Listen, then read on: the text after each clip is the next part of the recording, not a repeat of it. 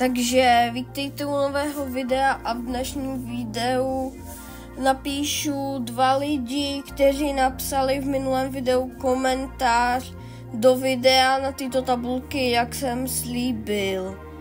Tak pojďme do toho. Tak začnu.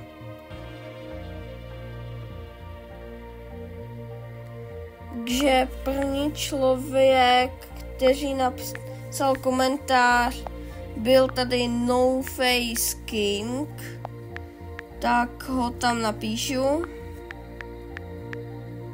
Tak, hotovo. Takže mám to tam. A další byl Matyáš Šaloun, tak ho tam napíšu taky. Tak.